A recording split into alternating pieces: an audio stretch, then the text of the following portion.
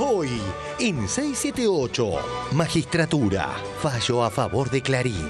Una democracia muy rara. 4 pueden decidir por 40 millones. Magistratura, la Corte falló en contra. El máximo tribunal declaró inconstitucional la reforma del Consejo sancionada por el Congreso Nacional. De esta forma, clausuró la posibilidad de que los integrantes de ese organismo fueran elegidos por el voto popular en las próximas elecciones de octubre. El fallo de la Corte lamentablemente desconoce la voluntad popular que está expresada en el Congreso de la Nación. Imaginemos el país de Macri. No a la fertilización asistida gratis. No a la historia en cuarto y quinto año y esta concepción de la vida. Mauricio me decía hace años, dejá de jugar en la cancha chica, metete en la cancha grande de la política. Y que la gente te lo pide. El señor que lo acusé de maricón durante 5 años, que estaba en la cancha chica. El señor que lo acusé de maricón durante 5 años, que estaba en la cancha chica, se mandó a la cancha grande. A mí no me acusó de eso para incorporarme. Igual no es una acusación, digo, por el matrimonio igualitario también. Claro. Eso lo perdió la línea. Perdió la línea con lo de maricón, porque no es una acusación. Bueno, decía cariñosamente. Justamente un caso policial y el rol de los medios. Parece que hay que bajar, que todos los que denunciamos que estas cosas son construcciones muy dañinas, muy irresponsables y que afectan a la gente, tenemos que hacer lo posible para no entrar en el juego y no darles lugar. Las marchas mediáticas en Brasil. Similitudes y diferencias con Argentina.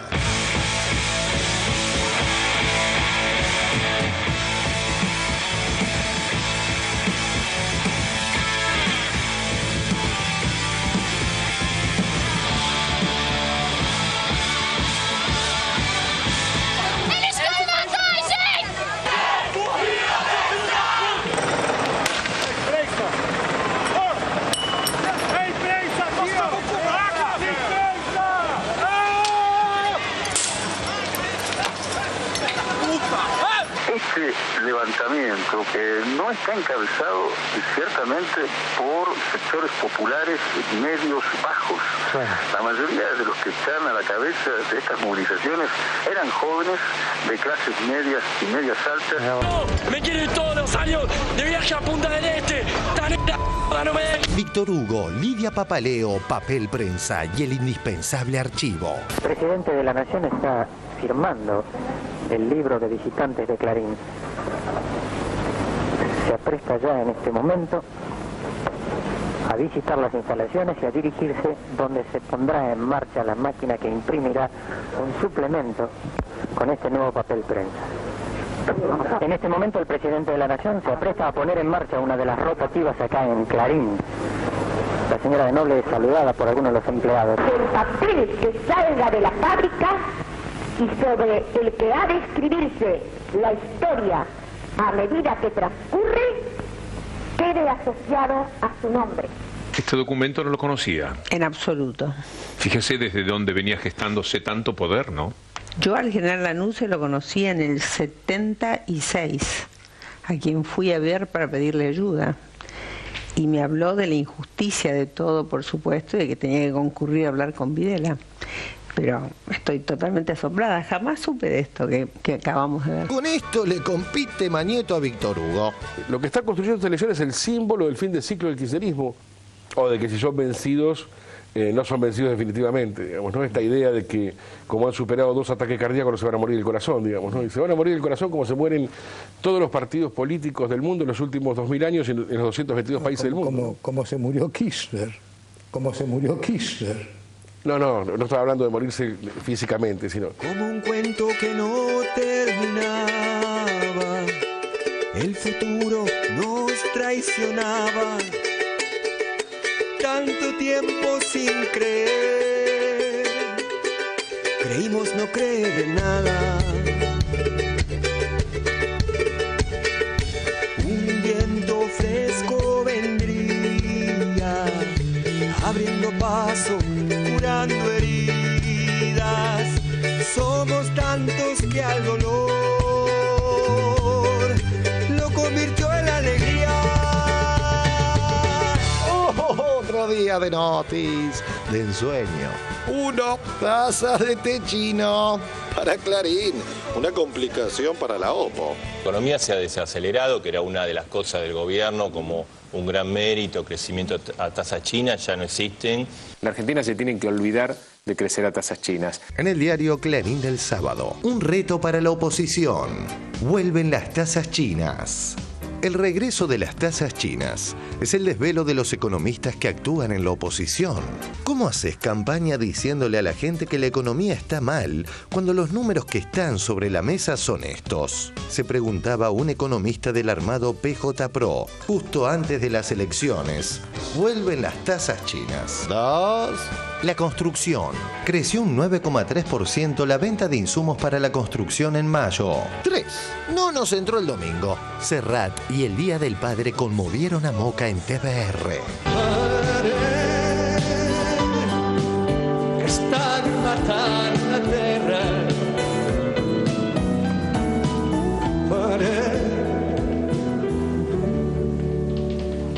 Deseo de plorar que ens han declarat la guerra.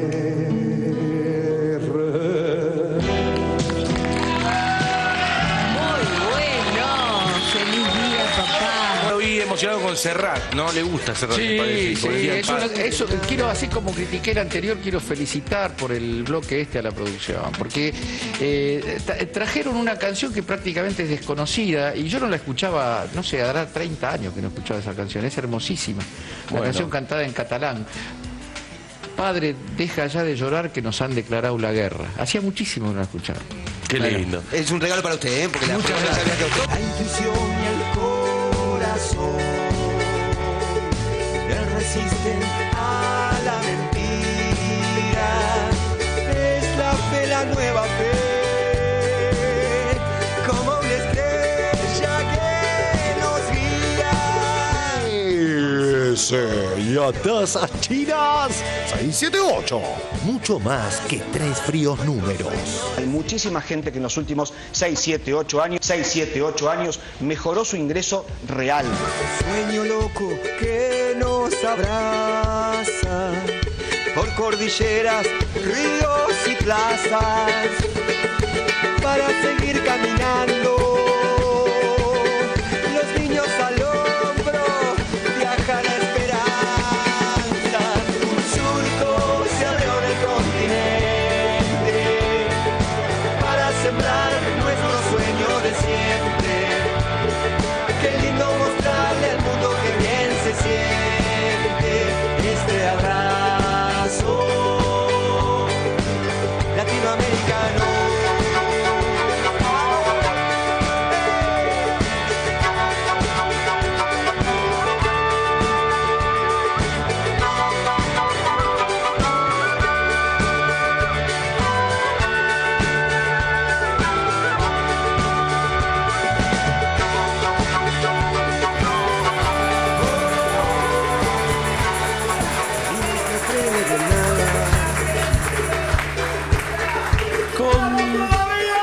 Compatriotas de la Patria Grande, bienvenidos a otra emisión de 678. Buenas noches, compañeros del panel.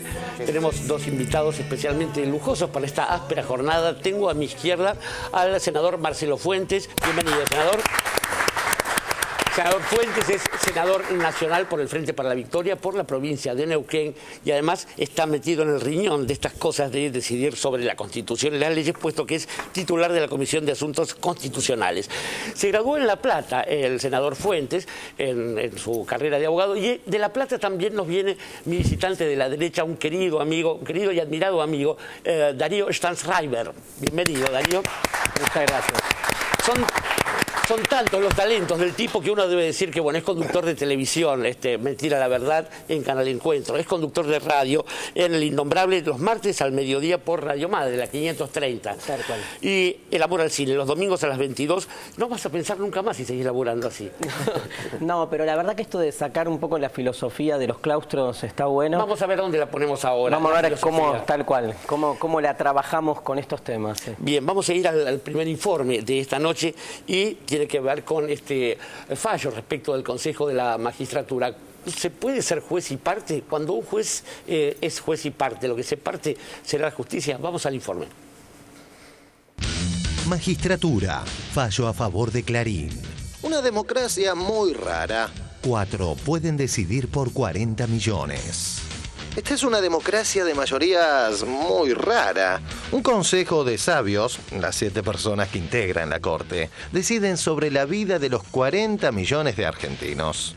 De los 3 poderes del Estado, ni hablemos de las corporaciones, hay uno solo que no es elegido por los ciudadanos. Es el llamado poder de administrar justicia. Pero existen mecanismos para burlar la voluntad del pueblo expresada en las leyes que votan sus representantes. En esta línea debe inscribirse el fallo de la Corte de hoy. Magistratura, la Corte falló en contra. El máximo tribunal declaró inconstitucional la reforma del Consejo sancionada por el Congreso Nacional. De esta forma, clausuró la posibilidad de los integrantes de ese organismo fueran elegidos por el voto popular en las próximas elecciones de octubre. El fallo de la Corte lamentablemente desconoce la voluntad popular que está expresada en el Congreso de la Nación. Y bueno, lamentablemente el pueblo que quería votar, en este caso no podrá votar para elegir a quienes acceden a los cargos públicos como funcionarios públicos, ¿no? Porque no son jueces que van a dictar sentencias, son funcionarios públicos. Nuestra idea es respetar el fallo que ha dictado la Corte en esta ocasión y mantener esta etapa de discusión pública, de esclarecimiento, de necesidad de que el Poder Judicial es el único de los 3 poderes que no tiene un origen democrático. Coincidente con el fallo de hoy es la acordada de la Corte que deja sin efecto una norma de rango constitucional justo en un tema que involucra a la misma Corte. Recordemos que un juez de la Corte no puede tener más de 75 años. Sin embargo... Juez de la Corte Carlos Fait, 95 años. Juez de la Corte Enrique Petracchi, 78 años. La edad, pero también la pertenencia social de un hombre que tiene una familiaridad directa política con uno de los popes más importantes de los diarios interesados en que el gobierno estalle por los aires, cuando hay una deuda cuantiosa del diario La Nación. Feliz cautelar. La cautelar más larga no es de Clarín, sino de La Nación. En 2013 se cumplen 10 años de una medida que permitió a ese diario evitar el pago de una deuda que la AFIP calcula en 280 millones de pesos. 3 años y medio transcurrieron en la propia Corte Suprema. Y él es cuñado del señor Escribano, que es un hombre muy importante en el diario La Nación. Cuando uno se queda demasiado tiempo en un sitio, ¿no hay otro que lo pueda hacer? Sobre este accionar de la justicia se expresaba, veremos qué premonitoriamente, la presidenta la semana pasada. ¿Qué celeridad para actuar sobre las leyes que involucran al Poder Judicial por parte de los propios jueces y cuánta lentitud para decidir sobre una ley que ya lleva 4 años como es la ley de medios? Cuando uno habla de poder en la Argentina, dice, pero hoy ¿quién tiene más poder? ¿Un presidente, el Parlamento o un juez que decide, que paraliza una ley, que envió a alguien que representa al pueblo, que votó un Parlamento que representa al pueblo y que con 2 líneas y una medida cautelar impide el ejercicio del sistema? Por allí uno escucha algunas teorías jurídicas de contrapoder, como que el Poder Judicial tiene que ser un contrapoder. ¿Contrapoder de qué? Porque, a ver, analicemos. A mí, como presidenta, y a todos los otros presidentes que me han precedido, lo han hecho por el voto del pueblo. A los que están sentados en sus bancas, senadores, diputados, también los vota el pueblo. Entonces, yo me pregunto, cuando alguien se plantea, algún constitucionalista o alguno de estos teóricos plantea el Poder Judicial como contrapoder dentro de las instituciones, ¿como contrapoder de qué? ¿Contrapoder del pueblo? Porque en definitiva, yo no estoy representando a un partido, estoy representando a los argentinos. Y el Parlamento argentino, cuando vota, y vota mayoritariamente las leyes, lo hace en el marco de la Constitución por la voluntad popular. No hay leyes contra la voluntad popular, porque si no, no tendrían mayoría en el Congreso. Así funciona el sistema, así fue formateado, así fue pensado. Por lo cual, aquel que se piensa como contrapoder, desde el Poder Judicial le notifico que más que contrapoder del poder popular, me parece que es delegado de otros poderes que no sabemos, pero que imaginamos cuáles son. Y justo se conoció hoy otro fallo funcional a las corporaciones de una Cámara funcional a las corporaciones. Diario Tiempo Argentino. Era por un préstamo del Banco de la Provincia de Buenos Aires de $106 millones que resultó incobrable. Cierran causa por polo gastronómico en la Sociedad Rural Argentina. Los títulos de los medios opositores no reflejan el inexplicable fallo. Cristina contra todos. A través de Twitter, la presidenta embistió a Francisco de Narváez al criticar el fallo que cerró la causa por la rural. También apuntó al Poder Judicial y habló de la existencia de una Cámara Federal en lo Clarín y rural. En el diario Clarín, Cristina contra de Narváez. Un señor medio coloradito que decía que tenía un plan. Cristina Kirchner criticó a Francisco de Narváez. Un señor medio coloradito que decía que tenía un plan. De estos títulos no surgen nada menos que los hechos, que así relataba Cristina en su Facebook. Facebook de la presidenta Cristina Fernández de Kirchner. Año 1999. El Banco Provincia de Buenos Aires le presta 106 millones de pesos a la Sociedad Rural Argentina. El crédito se lo dan para la construcción de 5 pabellones feriales, casi 50.000 metros cuadrados, cines, restaurantes, etcétera, etcétera. ¿Y dónde iban a construir algo tan grande? Adivinen. Sí, acertaron. En el predio de Palermo que el gobierno nacional les vendió en los años 90 a precio vil. Precio vil que además nunca pagaron. Ahora, ¿se acuerdan? En la venta que revoqué por decreto, ordenando la recuperación del predio por constituir una estafa al patrimonio estatal. Menos mal. Bueno, no. La verdad que muy mal. Porque al decreto lo paró una cautelar de la Cámara Federal en lo Clarín y rural y todo sigue igual. Francisco de las Carreras, Graciela Medina y Ricardo Guarinoni, los conocidos de siempre. O sea, la provincia de Buenos Aires puso 106 millones de pesos para que se construyeran obras que nunca se hicieron. La nación les vendió a precio vil un terreno que nunca pagaron y el terreno, patrimonio de todos los argentinos, no se recupera. ¿Y quién se queda con todo? La rural y Ogden. ¿Quién es Ogden? Ahí viene lo mejor. ¿Se acuerdan de un señor medio coloradito que decía que tenía un plan y que vos nunca supiste cuál era? Bueno, me parece que se develó el misterio. ¿Vieron que todos tienen planes? Madre de Dios, no se puede creer. Y sí, la verdad que tienen razón. Indigna. ¿Se dan cuenta de qué hablamos cuando hablamos de democratización de la justicia? Como cierre y de cara al suponemos inminente fallo de la Corte sobre otra ley de la democracia, de todas las jugarretas de los subconscientes de los muchachos, esta resume lo que los desvela. ¿Qué quiere el gobierno entonces? Que para nada los jueces de la Cámara Civil y Comercial no intervengan en la causa Clarín. Y que por supuesto no haya fallo antes del 7D, antes del próximo gobierno, del próximo viernes.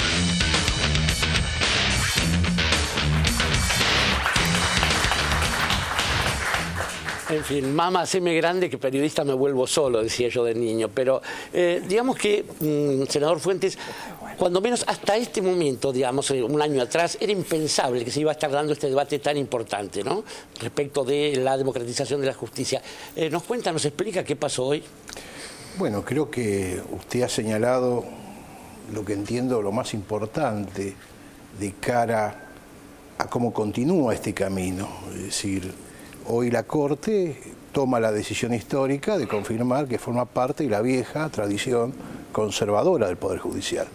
De los 3 poderes del Estado es evidente que el Poder Judicial, por conformación sociológica, es el más conservador de los mismos. Hubo una expectativa muy grande cuando se hablaba del prestigio de esta Corte, que en realidad era un prestigio por el modo como había sido electa, había sido seleccionada, cuando Néstor Kirchner se autolimita en la designación, quiere decir de que había que ver esta Corte cómo se desenvolvía. Creo que acá hemos discutido esos temas.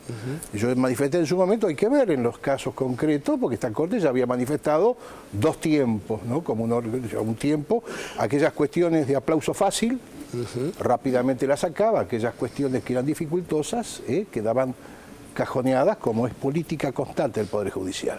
Entonces acá lo que hay es un conflicto de poderes, pero no un conflicto de poderes entre el órgano judicial, el ejecutivo y el legislativo. Hay un conflicto de poderes en la medida en que el poder popular avanza, representado por un gobierno y por leyes que tienen derecho y limitan privilegio, y uno de los tres poderes retrotrae, frena, conforma la línea, ¿no es cierto?, de enfrentamiento a esos avances. Entonces es un conflicto de poder donde la Corte Suprema expresa, como cabeza de ese poder visible, expresa los intereses concentrados de la Argentina. Es decir, democracia sí, pero en la medida en que no afecte o perjudique determinados intereses. Eso es lo que definimos como democracia tutelada. Ante el correctivo eran los golpes militares, ahora los correctivos son esta situación de caos institucional. Cada medida que el gobierno, cada ley que se dicta o cada medida que el gobierno plantea de avance de derecho, automáticamente está el escenario de la judicialización. Y en esto es claramente consciente y funcional este Poder Judicial. Cuando ustedes vean de que estamos en el marco, todavía en el marco de la reforma del 94, estamos hablando de extender el derecho al voto popular. ¿Cómo puede ser inconstitucional el ejercer la soberanía popular? Funcionarios públicos electivos, que son los consejeros de la magistratura, ¿cómo no van a poder ser votados por el padrón universal? Simplemente la Corte ha sido coherente, ¿no es cierto?, con este interés corporativo de elegirse a sí mismo. Y como usted bien decía, ni siquiera la delicadeza de haber generado un escenario de conjueces, cuando forman parte de asociaciones corporativas, defensoras de intereses muy homogéneos y han manifestado previamente que estaban en contra de esta reforma, lo menos que podían haber hecho todos estos jueces, Servini y Cubría, renunció creo que 2 meses antes de emitir el fallo, siendo una miembra conspicua, ¿no es cierto?, de la Asociación de Magistrados. Entonces, este es el escenario. Lo bueno de esto es que desvela, lo bueno de esto es que corre el velo, muestra sincera, nos muestra ante lo que estamos. Y estamos básicamente ante una corporación que teme, estas son conductas temerosas, tenían la oportunidad esta Corte de haber pegado un salto cualitativo, es decir, no somos iguales a las otras.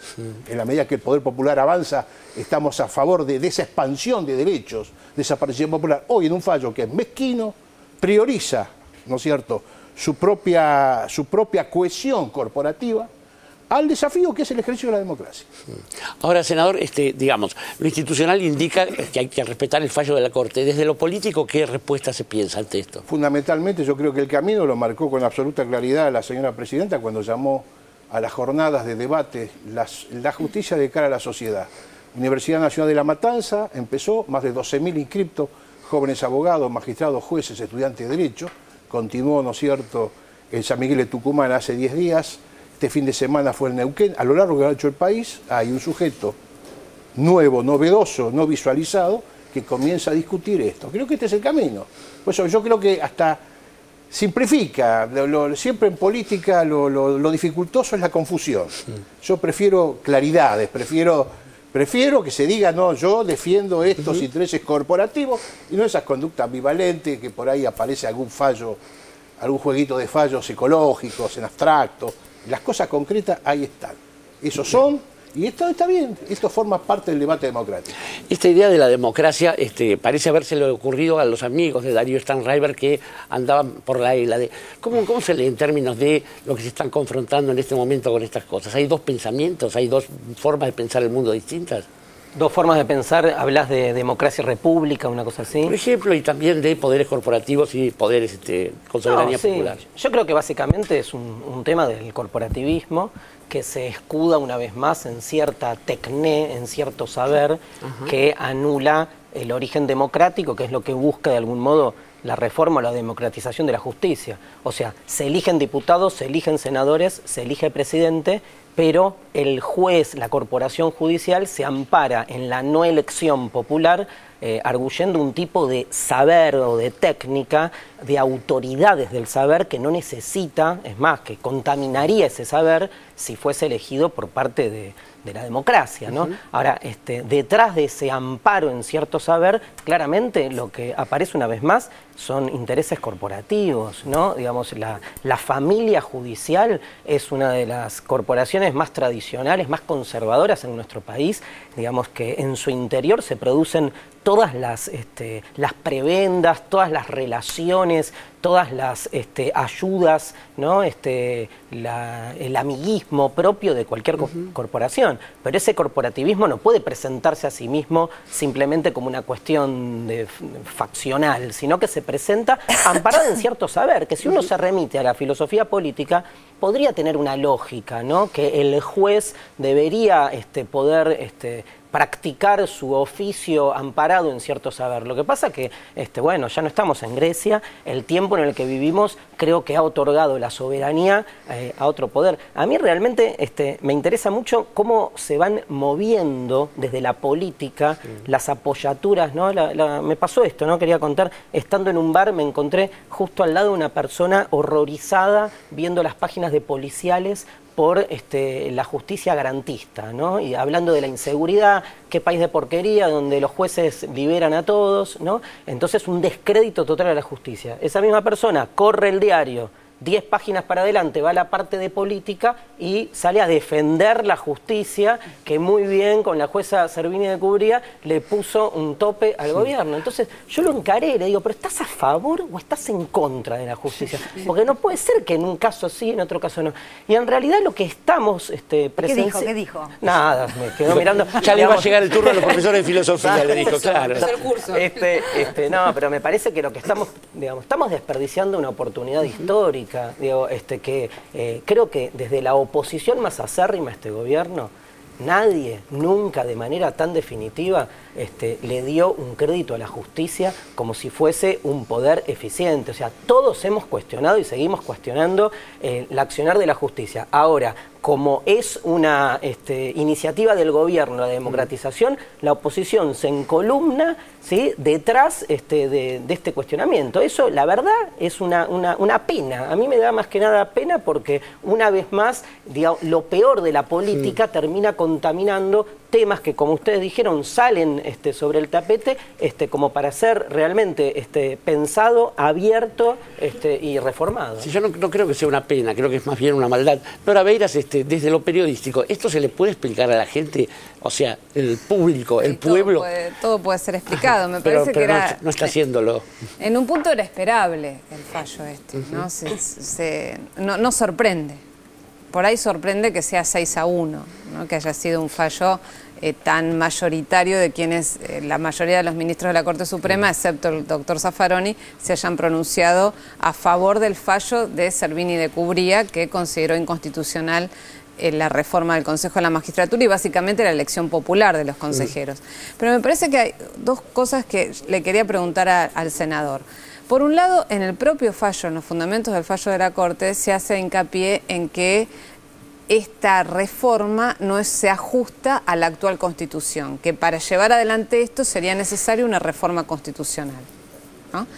Por un lado eso, si es factible pensar en esa posibilidad. Y por otro lado, también escuché declaraciones que aludían a explicaciones de la diputada Diana Conti, que hacía alusión a la posibilidad de que se presenten ante un tribunal internacional cuestionando este fallo de la Corte como violatorio del derecho a la garantía del derecho de la soberanía popular garantizado en el Pacto de San José de Costa Rica. Quería saber qué pasa con estas dos posibilidades. Correcto. Lo primero, la misma presidenta manifestó con absoluta claridad cuando remite los 6 proyectos de ley, diciendo que es la reforma posible en el marco del texto constitucional vigente. ¿Qué otro tipo de medidas implican una reforma de la Constitución? Esto implica otro tipo de reflexión que ahora quiero también caer. Es decir, de ninguna manera los 6 proyectos, los argumentos que yo he escuchado y que he leído y que he visto conmueven de ninguna manera la constitucionalidad de esos proyectos. Son proyectos perfectamente constitucionales en el marco actual de nuestra Constitución. El maestro Sampay decía, parafraseando a Aristóteles, que la Constitución es el plan de gobierno de los sectores dominantes. Siempre que una Constitución se dicta con la presunción no de eternidad, pero sí de prolongación en el tiempo. Y parte fundamentalmente de un análisis material de esos sectores de la realidad y de un contenido teleológico hacia dónde es el camino a llevar esa sociedad. No existe en la historia constitucional, en la historia política argentina, un periodo tan breve de tiempo donde esos presupuestos que dieron origen a la Constitución, a la reforma del 94, hayan sido tan breves. Es decir, la Constitución del 94 se dicta en medio de un pacto que podemos hasta calificar de espurio, si queremos, ¿no es cierto?, de dos fuerzas políticas, que es el Pacto de Olivos, pero fundamentalmente se dicta en el marco del consenso de Washington la subsidiariedad del Estado y la protección irrestricta de la renta privada. Ese es básicamente el esquema de esa reforma. Quiere adornarse esa reforma incorporando figuras de derecho parlamentario con forceps dentro de una estructura presidencialista. Entonces, es decir, esos supuestos sobre los cuales los constituyentes dictan esa reforma con pretensiones de prolongación del tiempo, la crisis del 2001 y del 2002 la tritura. Es decir, es fallido el modelo. ¿Quién discute hoy la necesidad que el Estado intervenga en la economía? ¿Dónde está la subsidiariedad del Estado hoy como un valor reclamado por alguien cuando todo el mundo reclama que el Estado intervenga activamente en la economía? Protección de la renta individual, cuando hoy la discusión es la protección del trabajo, lo que hace la protección del mercado interno, la producción. Bueno, estas discusiones que fueron abordadas, sí en serio, del año 49, Congreso de Filosofía en Mendoza, ¿no es cierto? Carlos Cosio, Sampay, Dino Harach, donde fue el presupuesto teleológico, filosófico, en la cual abrevó la Constitución del 49. De donde sale la comunidad organizada, justamente. Exacto. O sea, entonces, es decir, esto es la primera, pero hasta teniendo ese cuidado, bien dijo la señora presidenta, avanzar más implica una reforma de la Constitución. Como esa discusión nos la niegan bastardeándola con el tema de la reelección. Estos son las leyes posibles para avanzar en democratizar ese poder que tiene un déficit democrático de origen. Lo tiene, pero claramente lo tiene. Estas son las leyes que podemos discutir en el marco de esa Constitución. Ni siquiera aceptan eso.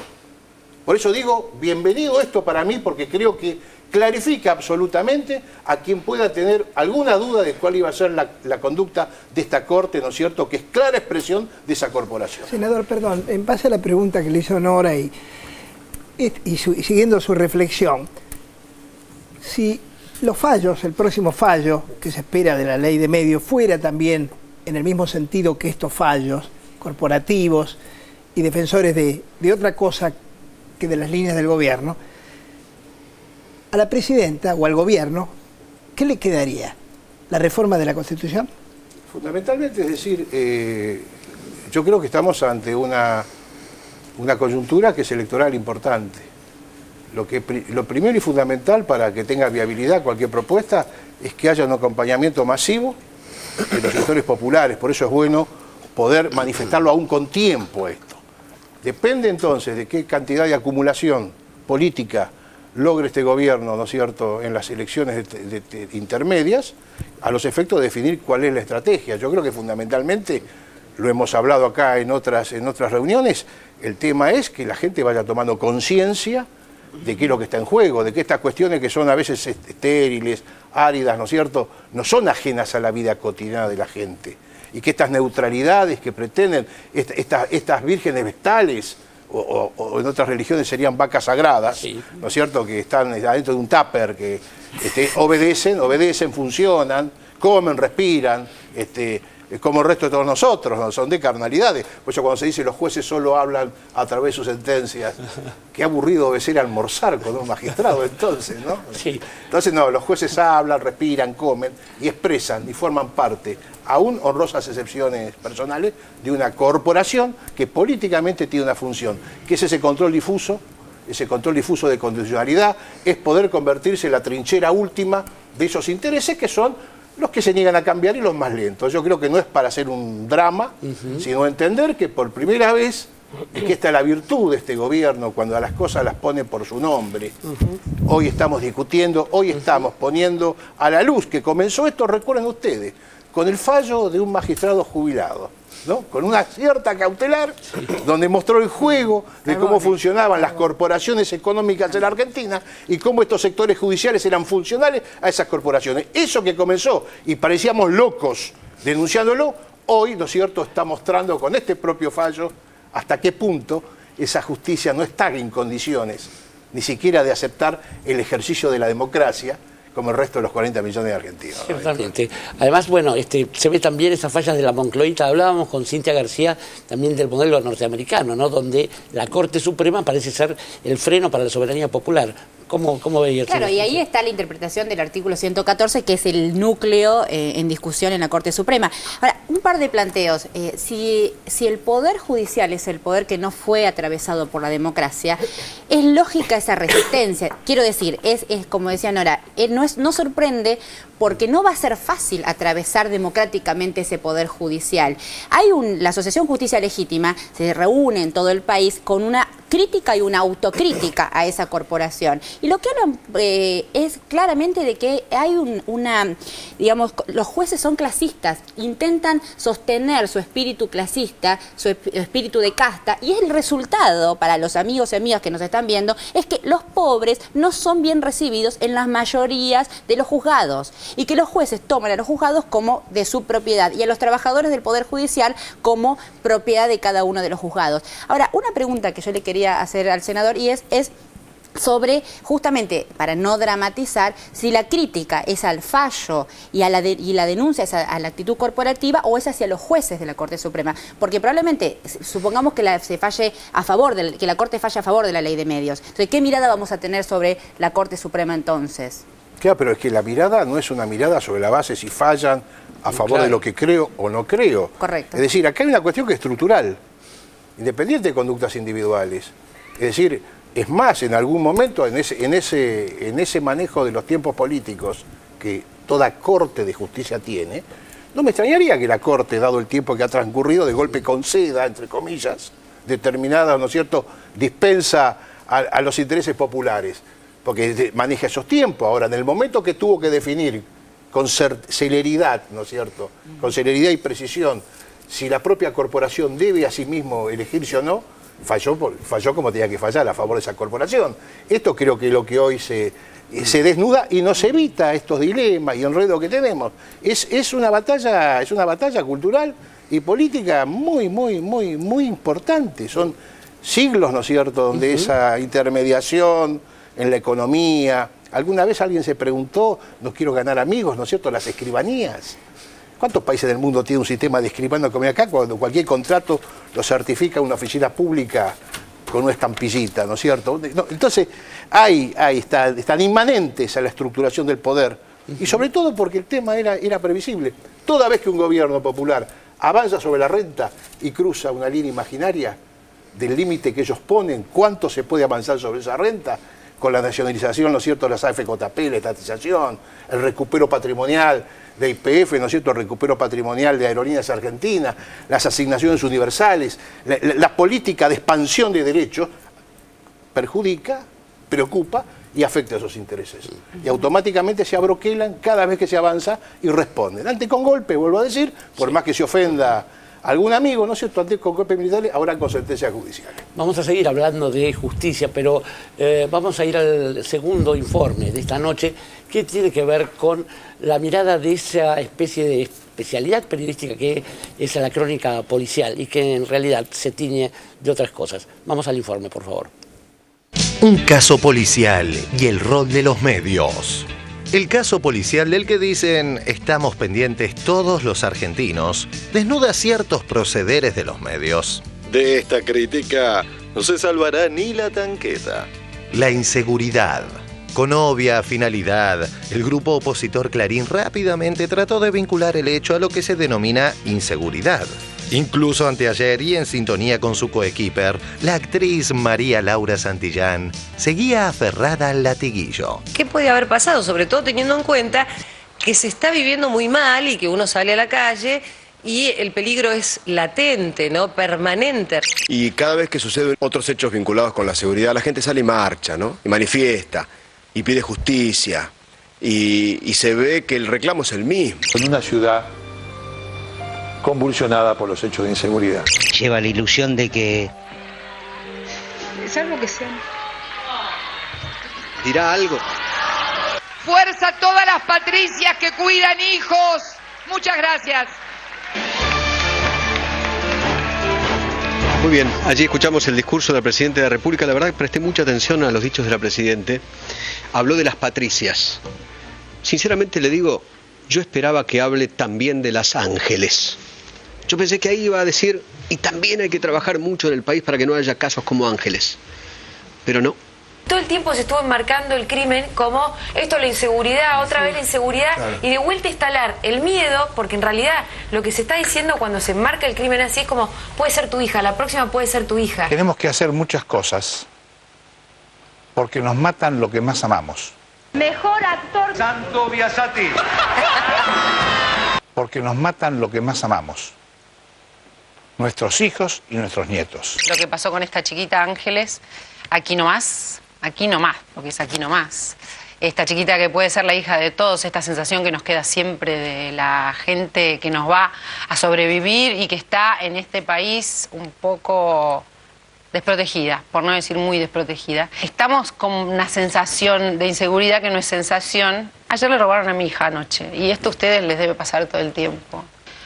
Y no sé, ya no sabemos qué hacer. Vamos ahora a saber quién es la mejor actriz protagonista. Martín Fierro para María Laura Santillán.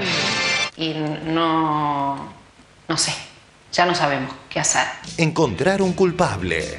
Si bien todavía no está claro quién mató a la joven, al día siguiente todos los medios, y hasta 678 cayó en la volteada, habían encontrado al culpable. En Moca también veíamos ahí nuestro informe parece que prácticamente el padre está hasta las manos. Sí, y me parece que tampoco es la idea... Esa parte no la entendí porque parece que estuviéramos haciendo investigación, ¿no? Que es lo mismo que creo que no tiene nada que hacer un medio.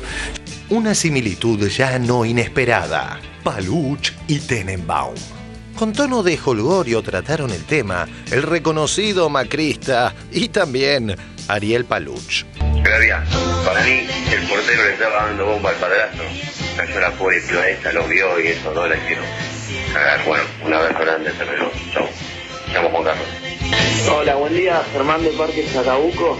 Les cuento la hipótesis que me planteó mi abuela. La pobre piba entra y se ve al padrastro que lo están cepillando el portero. Y bueno, otra no le quedó. Un abrazo. Me parece que hay una diferencia en las teorías. Porque ¿cuál es el rol activo y el rol pasivo en la relación sexual entre el padrastro y el portero? Y mira, el portero se llama Mangueri. Claro, es un mamífero. Imagínense, no estamos tomando en joda el drama que ha vivido esta familia para nada, sino la boludez que se dicen. Igual llamen, ¿quién para vos fue el asesino? Igual llamen, ¿quién para vos fue el asesino? Me parece una falta de respeto jugar con ese tema. Ahora tu vieja, ¿querés que haga alguna hipótesis?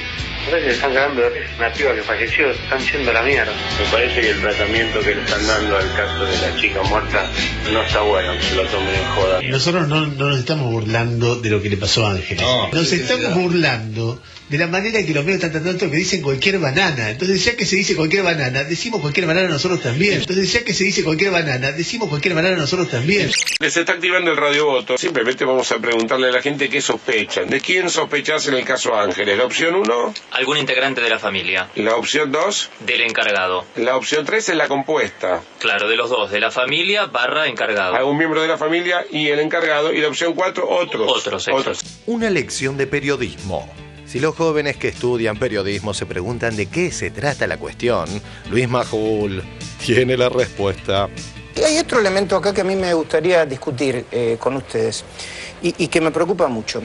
Cuando no hay información fehaciente, en un caso donde todo el mundo la busca, donde hay una presión fuerte, discúlpenme todo lo que están enfrente, una presión también de ustedes, los televidentes, para saber más. Una presión también de ustedes, los televidentes, para saber más.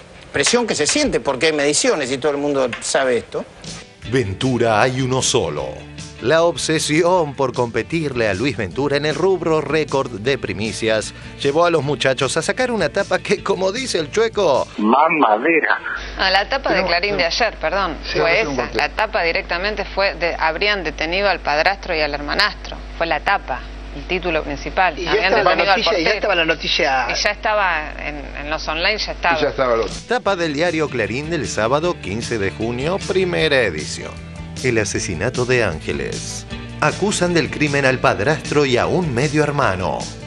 Tapa del diario Clarín de la segunda edición del mismo sábado 15 de junio.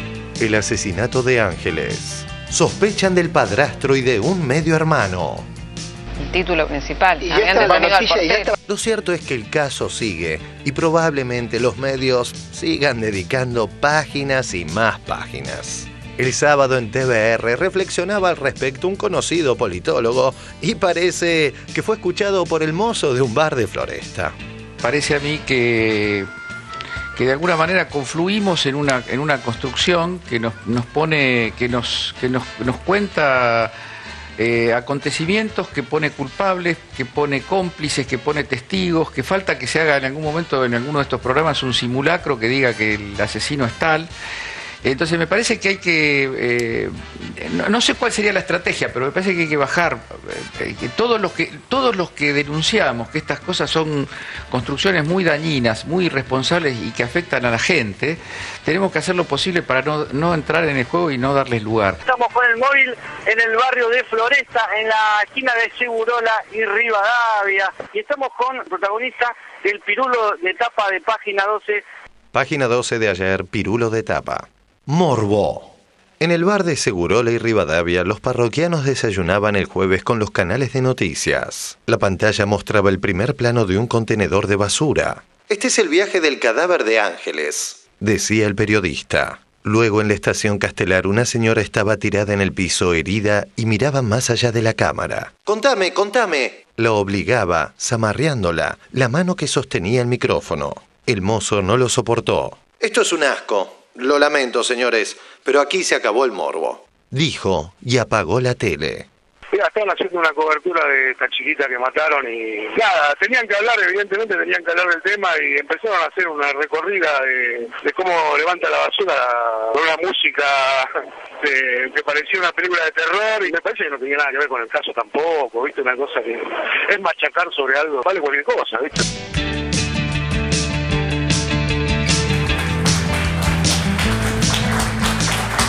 A ver, para evitar los juicios que no puedo evitar dentro de mí, le voy a preguntar a Darío Stanraiver cómo se lee esto que habitualmente se descarga sobre una supuesta tendencia al morbo de la gente. Se dice por ahí que los medios leen eso de una manera canallesca, ¿no? No, seguro.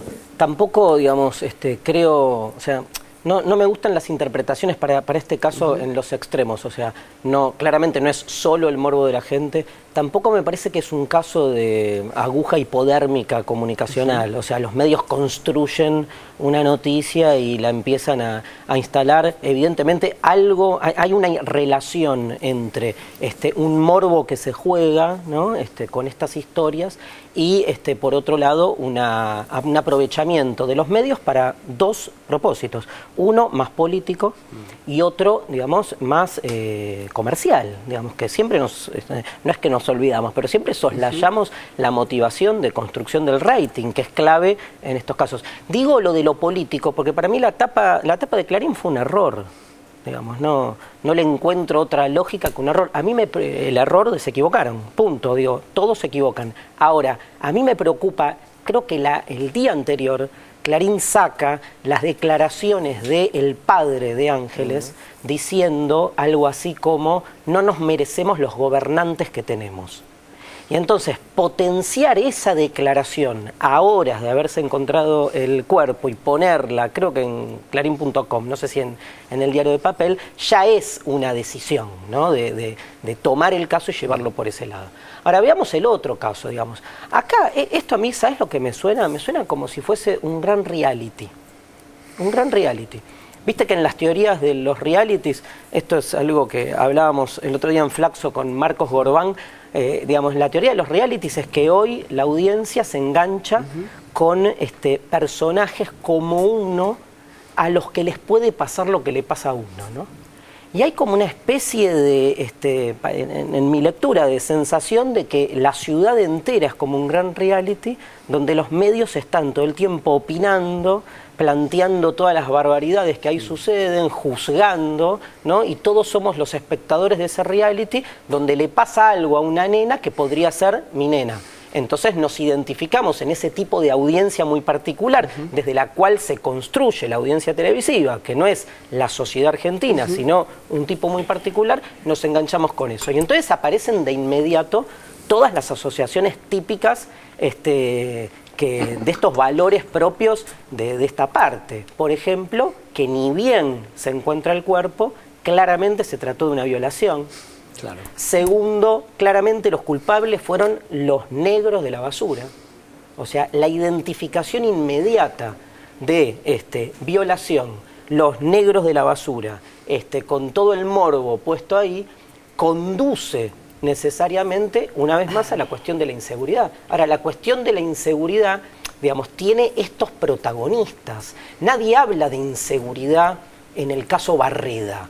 La inseguridad tiene que ver con los basureros, no con un odontólogo, porque el odontólogo tiene una profesión dentro de todo digna. En cambio, digamos, toda la cuestión de la inseguridad está puesta en ese lado, y por eso, digamos, que esta chica haya sido asesinada por motivos que parece, por lo que se está viendo, digamos, que no tienen nada que ver con los asuntos de inseguridad urbana que tanto se fustiga, se sale del esquema, ¿no? Ahora sí me da la impresión de que hay una accesoria, esto de hacer votar a la gente. Sandra Russo, ¿cómo te pegó? A mí me parece que en este caso chocaron dos cosas, por lo menos hasta ahora. Vamos a ver, ahora que la causa la va a llevar el juez, qué es lo que sucede. Pero hasta ahora que estaba en la Fiscalía, creo que por primera vez en muchísimo tiempo los medios se toparon con un secreto de sumario en serio, porque estamos acostumbrados a secretos de sumario truchos, donde los cronistas o los que siguen policiales siguen recibiendo información de fuentes policiales o judiciales, y entonces se ficciona. Y de ese modo la justicia también pasa a ser un actor del reality. Esta vez me parece que chocaron en serio contra un muro de silencio. Por eso me parece que también existió ese comunicado de la Fiscalía dando esa información de qué es lo que pasaba. Y me parece que ese secreto que los hizo estrellarse, porque empezaron a especular, a jugar hipótesis, a decir lo que cada uno tenía en la cabeza, a compartirlo con los oyentes, con los espectadores, convirtieron la muerte de esta chica en un entretenimiento como absolutamente todo, porque creo que de la única manera que mucha gente que está en los medios concibe el periodismo es como un entretenimiento. Y me parece que chocó también con la avanzada de este momento de las redes sociales, donde hay un mecanismo interactivo en los medios, todo el mundo quiere participar hasta viendo quién fue el pasivo o el activo en una relación imaginaria y asquerosa, que realmente el que se ríe de eso. Y acá también es importante tener en cuenta que a cada comunicador le corresponde un público, ¿no? Y ser público de eso es una mierda. Sí, creo haber registrado 2 o 3 reacciones de dignidad en gente que llamó al programa. Senador Fuentes, ¿cómo se involucra esta cosa de que por un lado se le niega soberanía al pueblo para votar una cosa, pero se lo hace participar en el payasesco espectáculo miserable? Sí, pero lo peor, la manera del linchamiento, ¿no? Sí, claro. Es decir, vamos generando en un volumen desproporcionado. Ustedes vean de que primero hay que ver la convocatoria, es decir, un episodio dramático genera una convocatoria inmensa de medios y móviles en una expectativa que forma parte de la inseguridad. Había intereses en difundir ese episodio como un elemento de inseguridad más. En el interés se da un fenómeno que tiene que ver con los reality, como decía Darío, ¿no? 2 declaraciones que llaman la atención, le da el componente. Ha habido, y hace muy poco tiempo, la muerte de una criaturita en manos de 5 personas, degollada y quemada, que no tuvo la trascendencia, digamos, habían todos los elementos mórbidos que podían invocarse. No la tuvo porque no había un cara a cara, como fue en este caso. La mamá, en esa declaración, ¿no es cierto?, extraña, le pasa a cualquiera, recuerden ustedes cómo fue esa declaración, perdonemos. Eso abrió de golpe una especulación de interés de quien lo veía, y posteriormente el padrastro, donde ya de entrada lo lincharon, ¿no? Esto es independiente de qué responsabilidad puedan tener. O sea, además, la pregunta es esta: ¿cómo se sale? Si tan rápidamente, y sobre todo porque a la hora de cierre, cubierto, mando las cámaras, mando los equipos, tengo 40, 50 periodistas que erogan gasto, necesito algo, viene el cierre, necesito algo en ese muchacho, y en ese algo linchamos a cualquiera. ¿Cómo se sale de eso después? si después no tenés nada que ver, no tenías de las cosas que se han dicho, de vos, de tu familia. No estoy hablando del caso en particular de ellos, estoy hablando de esa desproporción de esa capacidad de destruir que tienen con las cámaras y en ese juego de reality, ¿no es cierto?, pero con intereses onerosos y políticos, y por otro lado la defensa de la propia dignidad humana, expuesta de una manera que yo creo que es, coincido con la palabra que dijiste, creo que es una gran mierda eso, ¿no es cierto? Ahora, senador, decía Darío, hablaba del error. El problema es que si el error es la tapa de Clarín, cuando el que comete un error es un mentiroso, se complican las cosas. Y no es diferente a lo que está pasando también en este mismo momento en Brasil. Protestas, apariciones del Estado, contradicciones y oscuros orígenes para todo. Vamos al informe. Las marchas mediáticas en Brasil. Similitudes y diferencias con Argentina. A riesgo de caer en simplificaciones, diremos que se parecen en cuanto al marchar de los medios opositores con argumentos efectistas del estilo «se gasta mucho para el Mundial mientras hay necesidades insatisfechas». Se asemejan en cuanto a la convocatoria que definen como espontánea, pero está organizada por la hegemonía mediática con manejo de redes sociales incluidas. Se diferencian en que allí la policía reprimió y que esgrimen como una de las motivaciones de las protestas el aumento del transporte público en San Pablo. Aquí no se reprime y el transporte público está subsidiado. Y precisamente en los distintos modelos económicos que sobre el final del informe explicará Alfredo Sayat. Diario O Globo de Brasil. Los gastos para la Copa 2014 aumentan a 2,5 billones de reales. Los gastos de la Copa ya superan los 3,5 billones de reales. La Copa 2014 será la más cara de la historia. Mas bilhão numa reforma do Estado justifica dinheiro público no estádio em Natal ou em Manaus? Qual é Brasília custa, por enquanto, 1 bilhão e 200 mil. E com dinheiro público, sabe? Isso é um evento privado. E a gente vai botar dinheiro público em estádios que depois não vão dar rendimento. Falando sobre o desperdício de dinheiro jogado fora na Copa do Mundo, a gente podia fazer a Copa como fez a África, só com 6 estádios. Não, nós vamos fazer a Copa, fazer 14 estádios. Gente, com tanto hospital precisando para ser construído, tanta coisa boa para ser construída. Que bobagem é esse fascínio pelo futebol. Como en cada país no nos alcanzaba con la desviación del periodismo local, tenemos ahora centralizando toda la malicia continental a la CNN. Y Latinoamérica amanece con los ojos puestos en Brasil, ya que miles de manifestantes tomaron las calles de Sao Paulo y Río de Janeiro para protestar contra el aumento de precios del pasaje de transporte público. El descontento por el aumento en el precio del transporte público que ha generado marchas en varias ciudades antes y durante el torneo.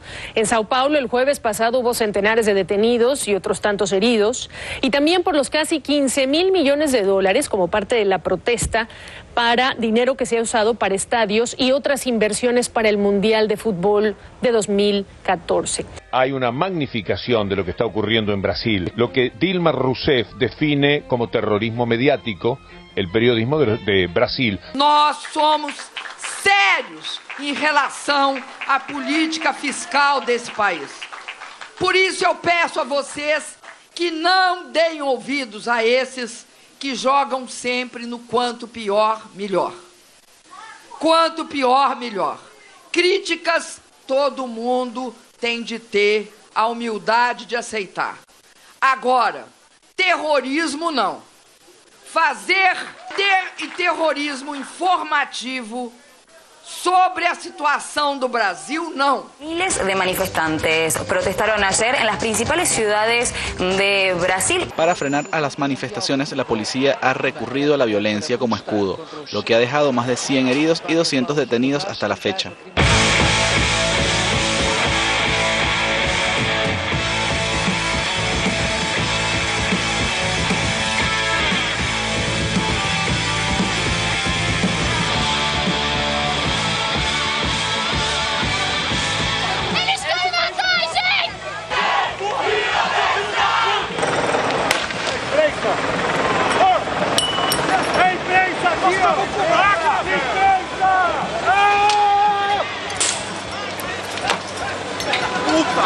Los expertos hablan de un uso desproporcionado de la fuerza por parte de la policía. Quien estuvo en Brasil y participó de algún movimiento de manifestantes sabe que la policía te caga a palos. Bueno, pasó con equipos de fútbol, los jugadores de Tigre, en Tigre San Pablo por la Copa Sudamericana. ¿La policía entra al vestuario de Tigre? Exactamente. Uno de ellos sacó un revólver y estaban con eso que tiene la policía, viste, que se hace una pelotita, viste, que se alarga y le empezaron a pegar a los pibes, a lastimarlo todo. ¿Quién es el que...? Y después entró la policía y los agarró a palos. En Brasil, cada estado es responsable de la actuación de la policía militar en su territorio.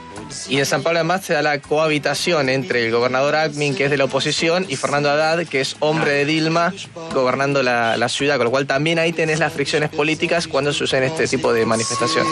Nos vamos a Brasil, ahí está Darío Pignotti, el corresponsal de Página 12. Hay una realidad de una economía brasileña que sigue siendo tan desigual como hace 10, 15, 20, 30, 40 años. Este levantamiento, que no está encabezado ciertamente por sectores populares medios bajos. La mayoría de los que están a la cabeza de estas movilizaciones eran jóvenes de clases medias y medias altas. A grandeza das manifestações de ontem comprovam a energia da nossa democracia, a força da voz da rua e o civismo da nossa população. Sabemos, governo e sociedade, que toda violência é destrutiva, lamentável e só gera mais violência. Sobre el accionar de la corporación mediática, hace unas semanas se producía un ejemplo contundente. La noticia en cuestión es haber dicho que se iba a terminar la bolsa de familia. Algo así como el anuncio de que finaliza la asignación universal por hijos en la Argentina. Esto generó en la gente más humilde, naturalmente, en la que menos tiene, una desesperada corrida. Y los bancos tuvieron que sobrellevar todo esto que se generó en la usina que manejan los poderosos, los ejecutivos, los que no quieren al gobierno de Dilma Rousseff a través de los medios. De ahí viene el enojo que una vez más le van a advertir a la presidenta del Brasil. Boatos sobre o fim do programa Bolsa Família ainda levou milhares de brasileiros hoje cedo às agências da Caixa Econômica Federal. Um deles afirmava que o programa ia acabar. Outro dizia que as mulheres receberiam um abono de R$200 como presente pelo Dia das Mães. O resultado foram filas enormes e tumulto em pelo menos 12 estados. O que aconteceu no Brasil sábado? Espalhou-se um boato falso, negativo, um boato que leva intranquilidade às famílias mais pobres desse país, que são aquelas que recebem o Bolsa Família. Por isso, nós colocamos a Polícia Federal para descobrir a origem de um boato que tinha por objetivo levar à intranquilidade. E quero dizer para vocês que este dinheiro do governo é sagrado, ou seja, nós iremos garantir sempre esse recurso, sempre. Cuando se compara la economía argentina con la economía de Brasil, muchos suelen decir, bueno, Argentina no hace lo que hace Brasil, por eso a Brasil le va tan bien y a Argentina le va mal. Argentina debería hacer ahora esto en materia financiera. ¿Estás muy convencido de que los resultados de Brasil y Uruguay superan a los de Argentina cómodamente? Yo supongo que sí, digamos, esa es mi evaluación. Brasil pasó a ser el preferido, el favorito, y nosotros nos quedamos ahí. Sí, y el más confiable. Con ordenar las cosas un poco, Argentina va a estar muy bien, como está Brasil. ¿No habiendo una estrategia conjunta? Brasil avanza como una topadora. Nosotros estamos como rezagados. Los datos económicos de Brasil de los últimos 3 años son de mediocres a malos. Y que no recibe la crítica que debería recibir porque hay un negocio financiero fabuloso, donde el sector financiero, que es el que aparece siempre como formador de opinión, están ganando muchísima plata. Tiene una tasa de interés elevadísima con un tipo de cambio muy bajo y con variaciones muy leves. O sea que tienen una ganancia en dólares la especulación financiera en Brasil, una de las más altas del mundo. Por eso no recibe ningún tipo de observación cuando tiene un frente externo muy complicado, un nivel de actividad económica entre mediocre y malo, donde las exportaciones no están mostrando dinamismo, donde la industria está casi estancada, pero bueno, eso es más o menos el cuadro de Brasil. Pero todo en su justa medida y armoniosamente, decía, no me acuerdo si Balbín o Allende. Es que los medios dominantes de aquí, por el contrario, nos pintan un Brasil ideal para pegarle así por contraste a nuestro país, que como nos explica Zayat, no es tan ideal.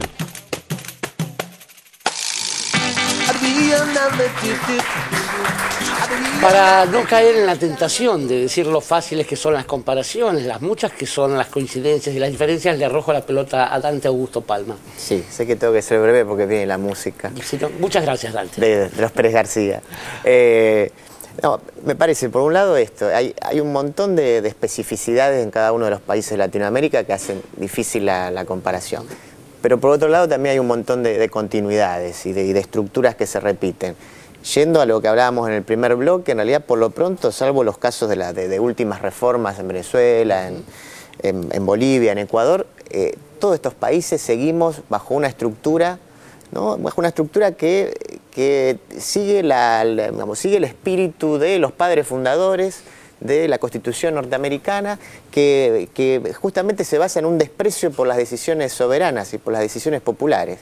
O sea, que esa matriz está en el espíritu constitutivo de nuestros estados, ¿no?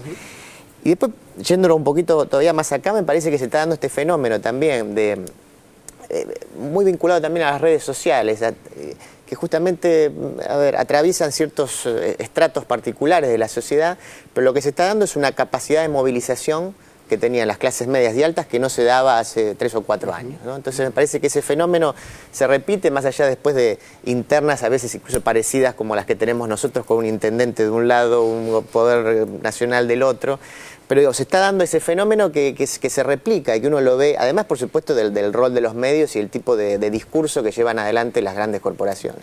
A ella les queda algo así como La cena está servida, que es el nombre del CD que tengo de los Pérez García, que son los que van a venir después, porque con las cosas que hace la corte, nosotros nos quedamos con el corte y ya volvemos. Un banco solidario es un banco que siempre te va a dar una mano, porque existe para ayudarte y crece si vos creces también. Por eso hoy tenemos la tasa de financiación más baja en créditos de todos los bancos privados. Y así, ayudamos a las pymes y a miles de argentinos a concretar sus proyectos. Tenemos un montón de beneficios más pensados especialmente para vos. Conócelos todos en cualquiera de nuestras 251 filiales o en www.bancocreditcoop.coop. Banco Creditcoop Cooperativo. La banca solidaria. Su moscardón imaginario, impecable testigo de caricias que se esfumaron cuando dejó la guardia.